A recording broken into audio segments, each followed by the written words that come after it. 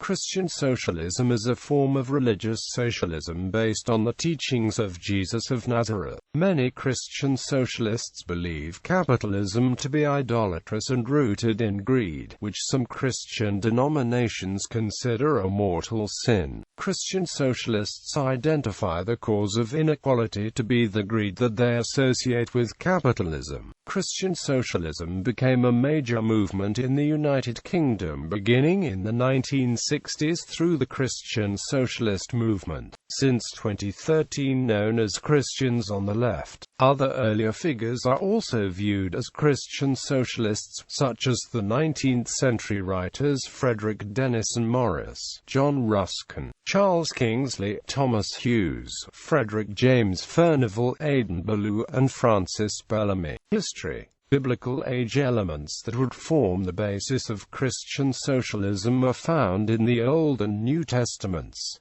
Old Testament. The Old Testament had divided perspectives on the issue of poverty. One part of the Jewish tradition held that poverty was judgment of God upon the wicked, while viewing prosperity as a reward for the good, stating that the righteous has enough to satisfy his appetite, but the belly of the wicked suffers want. However, there are other sections that instruct generosity to the have-nots of society. The Torah instructs followers to treat neighbors equally and to be generous to have-nots, such as stating, "You shall not oppress your neighbor, but you shall love your neighbor as yourself. I am the Lord." He executes justice for the fatherless and the widow, and loved the sojourner, giving him food and clothing. Love the sojourner therefore, for you were sojourners in the land of Egypt, when you reap in your harvest in the field, and have forgotten a sheaf in the field, you shall not go back to get it.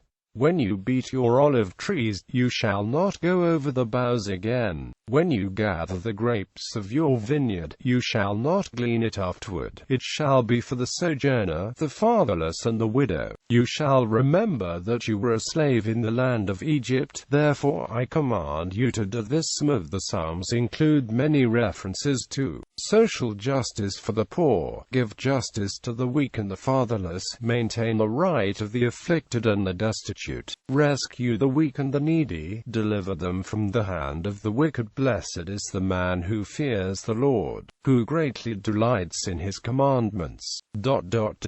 He has distributed freely. He has given to the poor. His righteousness endures forever. His horn is exalted in honor. Amos emphasizes the need for justice and righteousness, that is described as conduct that emphasizes love for those who are poor and to oppose oppression and injustice towards the poor. The prophet Isaiah, to whom is attributed the first 39 chapters of the book of Isaiah, followed upon Amos themes of justice and righteousness involving the poor as necessarily for followers of God, denouncing those who do not do these things, stating, "Even though you make many prayers, I will not listen. Your hands are full of blood. Cease to do evil, learn to do good, seek justice, correct oppression, defend the fatherless, plead for the widow." The Book of Sirach, one of the deuterocanonical or apocryphal books of the Old Testament, denounces the pursuit of wealth, stating, "He who loves gold will not be justified, and he who pursues money will be led astray by it. Many have come to ruin because of gold, and the destruction has met them face to face.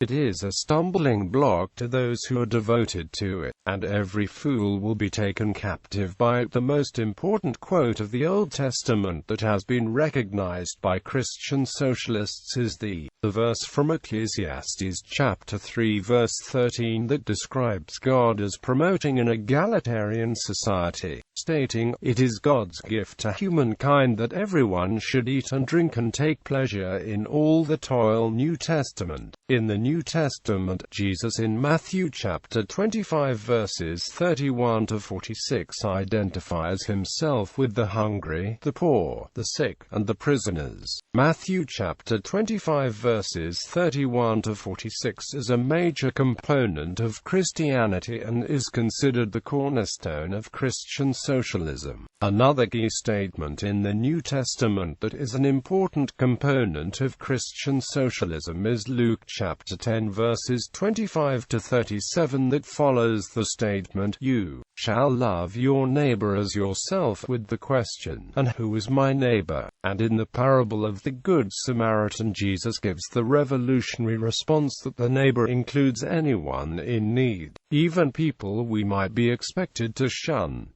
In the Sermon on the Plain, Jesus says, "Blessed are you poor, for yours is the kingdom of God. Blessed are you that hunger now, for you shall be satisfied." Christian socialists note that James the Just, the brother of Jesus of Nazareth, in the Epistle of James criticizes the rich intensely and in strong language. "Come now, you rich, weep and howl for the miseries that are coming upon you.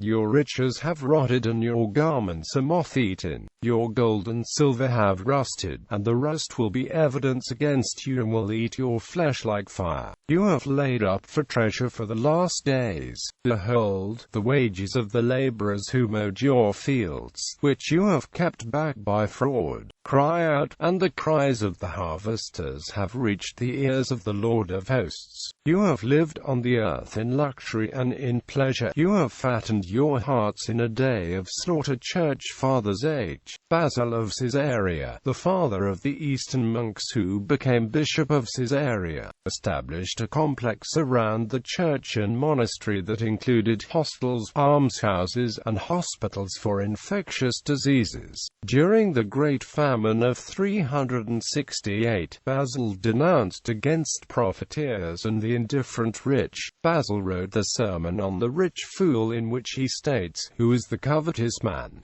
One for whom plenty is not enough. Who is the defrauder? One who takes away what belongs to everyone. And are not you covetous? Are you not a defrauder, when you keep for private use what you were given for distribution? When someone strips a man of his clothes, we call him a thief. And one who might clothe the naked and does not, should not he be given the same name? The bread in your hoard belongs to the hungry, the cloak in your wardrobe belongs to the naked, the shoes you let rot belong to the barefoot, the money in your vaults belongs to the destitute. All you might help and do not, to all these you are doing wrong." John Chrysostom declared his reasons for his attitude towards the rich and position of attitude towards wealth by saying, "I am often reproached for continually attacking the rich. Yes, because the rich are continually attacking the poor. But those I attack are not the rich as such, only those who misuse the wealth. I point out constantly that those I accuse are not the rich, but the rapacious. Wealth is one thing, covetousness another. Learn to distinguish." 19th century. To present a variety of socialist perspectives emerged in 19th century Britain, beginning with John Ruskin.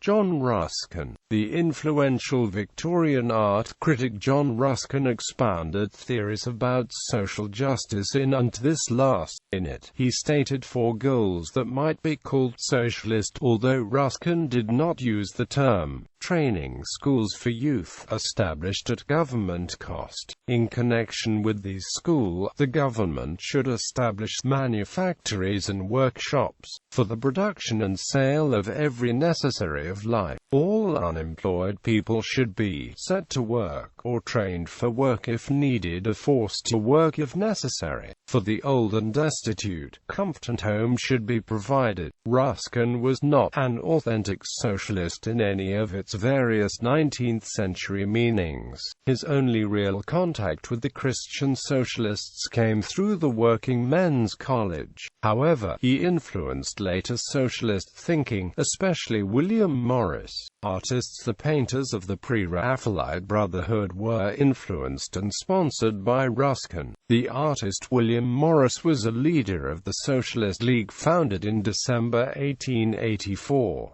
Fabian Society. The Fabian Society was founded in the same year. Sidney and Beatrice Webb were among its leading members. The Fabians influenced members of the Bloomsbury Group and were important in the early history of the British Labour Party. Bishop Spalding, In the November 1914 issue of the Christian Socialist, Episcopal Bishop Franklin Spencer Spaulding of Utah, USA, stated, "The Christian Church exists from the sole purpose of saving the human race. So far she has failed, but I think that socialism shows her how she may succeed. It insists that men cannot be made right until the material conditions be made right. Although man cannot live by bread alone, he must have bread. Therefore, the Church must destroy a system of society which inevitably creates and perpetuates unequal and unfair conditions of life. These unequal and unfair conditions have been created by competition. Therefore competition must cease and cooperation take its place." Christian democracy. The political movement of Christian democracy espouses some values of Christian socialism, for example, economic justice and social welfare. Quote, "It opposes an individualist worldview, and it approves state intervention in the economy in defense of human dignity. On the other hand, because of its close association with Roman Catholicism, Christian democracy differs from Christian socialism by its emphasis on traditional church and family values, by its defense of private property, and by its opposition to excessive intervention of the state." Christian democratic parties were formed in Europe and Latin America after World War II. Some became a major political force. Nippertlings in the United States, a group of Christian socialists arose, known as the Nippertlings, that advocated social justice, and International League of Religious Socialists. A number of Christian socialist movements and political parties in Europe grouped themselves into the International League of Religious Socialists. In the 1920s, now with members worldwide, it has member organizations in 21 countries representing 200,000 members. Anti-establishment versus anti-clerical. Christian socialists draw parallels between what some have characterized as the egalitarian and anti-establishment message of Jesus, who, according to the Gospel, spoke against the religious authorities of his time, and the egalitarian anti-establishment, and sometimes anti-clerical message of most contemporary socialisms. Communists. Some Christian socialists have become active communists. This phenomenon was most common among missionaries in China, the most notable being James Gareth Endicott, who became supportive of the struggle of the Communist Party of China in the 1930s and 1940s. Not Christian social. Christian socialism is not to be confused with certain parties with Christian social in the names which are found in the German-speaking world, such as the contemporary Christian Social Union in Bavaria and the Christian Social Party in Austria-Hungary c. 1900. Such parties do not claim to be socialist, nor are they considered socialist by others. The term Christian Democrat is more appropriately applied to the contemporary parties. Spiritualism and Occultism. It has been shown that utopian socialist ideas continued after 1848 in new religious movements such as spiritualism or occultism. They were often marked by a heterodox Christian identity and a decidedly anti-materialist attitude. Catholicism. Félicité de Lamennais, one of the most influential Catholic authors in France, caused a scandal in the 1830s when he spectacularly broke with Rome and turned to a Christian socialism that inspired a whole generation of socialists. It has been shown that contemporary Catholic and socialist discourses were deeply entangled. Most of the so-called utopian socialists identified as Christians or even Catholics, although they criticized the Christianity of the established churches.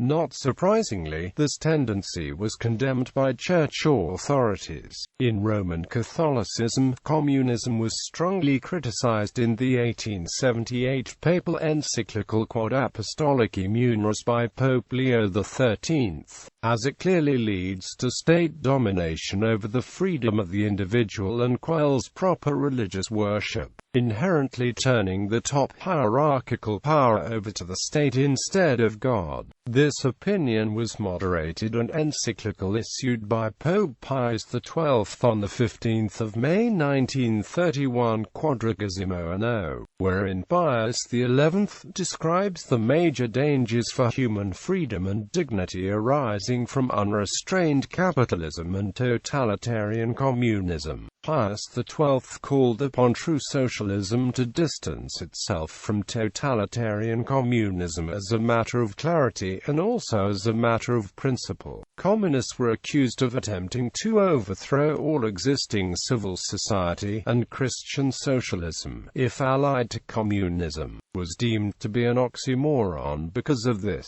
Pius XII famously wrote at the time that no one can be at the same time a good Catholic and a true socialist, yet had clarified that a Catholic was free to vote for the British Labour Party, the UK affiliate of the Socialist International. Calvinism. In France, the birthplace of Calvinism, the Christianism social movement emerged from the preaching of Tommy Fallow in the 1870s. Early on, the movement focused on such issues as illiteracy and alcoholism amongst the poor. After the First World War, social Christianity moved in two directions, towards pacifism and towards ecumenism. Hence within the movement emerged conscientious objectors such as Jacques Martin, Philo Vernier and Henry Rosa, economists pursuing policies that reflected cooperation and solidarity, and theologians such as Paul Ricoeur. One of the pastors in the movement, Jacques Altenbach, was also to have a formative influence on André Trichet. Under the Vichy regime, which had seen the emergence of other forms of witness, the movement was reborn to tackle the problems of a changing world. It expressed a Christian socialism, more or less in line with the beginning of a new political left. Political activism was very broad and included the denunciation of torture, East-West debate on European integration and taking a stance on the process of decolonization. It facilitated meetings between employers, managers and trade unionists to discern a new economic order. After the events of May 1968, Calvinism in France became much more left-wing in its orientation. One doctrinal text produced in this period, Church and Authorities, was described as Marxist in its orientation. Churches now seized for themselves the political and social issues to tackle, such as nuclear power and justice from the Third World. In the early 2000s, the social Christianity movement temporarily discontinued and its journal, Other Times, ceased to be published. However, the movement was relaunched on the 10th of June 2010 with a petition signed by over 240 people and now maintains an active presence with its own website. Economically, Calvinists have supported capitalism and have been in the vanguard of promoting market capitalism and have produced many of France's leading entrepreneurs. With regard to politics and social issues, however, they are very much socialists. 3 of France's post-war prime ministers have been Calvinists, despite Protestants only making up 2% of the population. All 3 of these prime ministers have been socialists.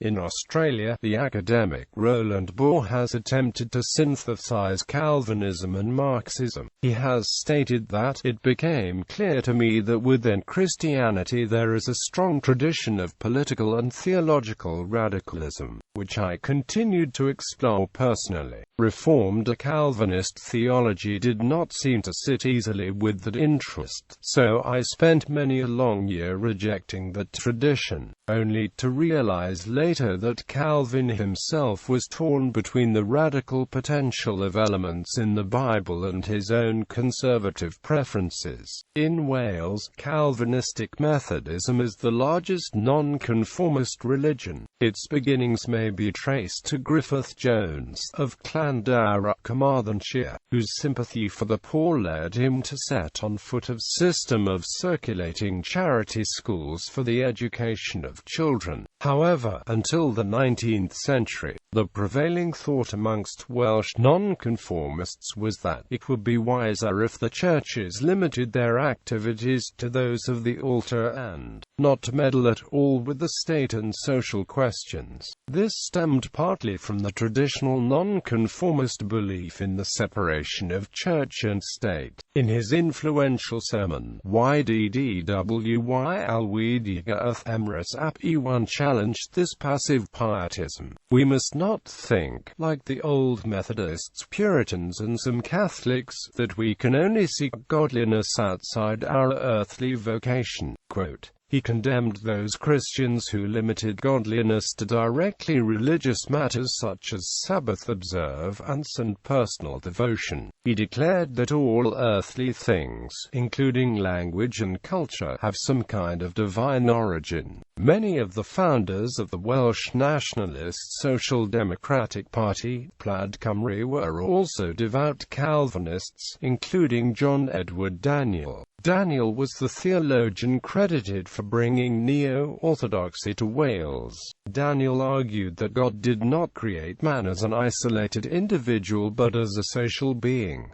The second generation of Plaid Cymru leaders included R. Tudur Jones. His political stance, combined with Calvinist doctrine, created an integrated vision that was significant to the religious life of Christian Wales in the later half of the 20th century. Jones argued that the state should be a servant to preserve order and to allow men to live the good life. Today, many Calvinist socialists in Wales support same-sex marriage on the grounds that it delivers marriage equality in the eyes of the state while still allowing churches to follow their own conscience, thus upholding the traditional Protestant belief in separation of church and state. The Calvinist tradition in Plaid Cymru has also influenced its non-violent approach. The ideal is no fist violence, no verbal violence, and no heart violence. Christians point to the New Testament example of Jesus Christ clearing the temple. Here there is no suggestion of violence against people, rather the tables are turned as a symbolic act. The life and teaching of Jesus Christ were seen as the foundations of non-violent direct action, loving their enemies on the one hand, but not compromising on what they saw as an issue of moral rightness. Plaid Cymru continues to see itself as very much part of the Christian pacifist tradition. Contrary views. Lawrence Reed, in Rendering unto Caesar, writes that Jesus was not a socialist in that he promoted voluntary giving and charity rather than the mandatory taking by government. Bill Flax, writing in Forbes, says Jesus was neither a capitalist nor socialist. Johnny Moore, writing on the homepage of Fox News Radio's Todd Starnes, says Jesus was a capitalist. Brian Fisher of the American Family Association says Jesus was a capitalist who advocated voluntary redistribution of wealth. Christian Socialist parties. Social Christians. Christian Left Party. Marx Agnes Lesion and then Ligue de la Jeune République. League of Christian Socialists. Christian Social Party. Christian Social Party. Democratic Revival. Christian Democracy. Notable Christian Socialists. The following list includes notable followers of Christian socialism. Benigno Aquino Jr., martyr of Philippine democracy, who described himself as a born-again Catholic and Christian socialist. John Archer, former mayor of Christchurch and president of the New Zealand Labour Party. Karl Barth, theologian. Edward Bellamy, author of Looking Backward. Francis Bellamy, original author of The Pledge of Allegiance. Tony Benn, British parliamentarian and campaigner. Walt Brown, Sergei Bulgakov, Russian Orthodox Christian theologian, philosopher and economist. Robert Malaki Burke, Hugo Chavez, former president of Venezuela and Catholic socialist. Rafael Correa, President of Ecuador. Dorothy Day, co-founder of the Catholic Worker Movement. Percy Diemer, Eugene V. Debs, Tommy Douglas, Diane Trufenbrock, Paulo Freire, Brazilian educator and critical pedagogy theorist. Mauricio Funes, Vyacheslav Grmic, Slovenian Roman Catholic bishop, writer, essayist and public figure. Thomas J. Agati, William Dean Howells, novelist, author of A Traveller from Altruria. Thomas Hughes, Abe Iso, otherwise known as Abe Iso Abe. Tetsu Katayama, Edward Korkbeck, Slovenian thinker, poet and politician. Janez Evangelist Craik, George Lansbury, a former leader of the British Labour Party. John Ludlow, Margaret MacDonald, wife of UK Prime Minister Ramsay MacDonald. Frederick Denison Morris, founding father of British Christian Socialism, and founder of the Working Men's College. Walter Nash, a former Prime Minister of New Zealand and leader of the New Zealand Labour Party. Reinhold Niebuhr, theologian. Hurrah Booster Hewish, Carl Polanyi, Kevin Rudd, a former Australian Prime Minister. Michael Joseph Savage, a former Prime Minister of New Zealand and leader of the New Zealand Labour Party. Vida Dutton Scudder, Charles Sheldon, Joseph Smith, founder of the Latter-day Saint movement. Dorothy Saul, William Temple, Archbishop of Canterbury 1942–1944, Donald Soper, Baron Soper, R.H. Tawney, Norman Thomas, Paul Tillich, Cornel West, American academic and commentator, Brooke Foss Westcott, Jackson Stitt Wilson, Methodist minister and Socialist mayor of Berkeley, California from 1911 to 1913. Frank P. Zeidler, ex-Milwaukee mayor and Socialist Party USA presidential candidate.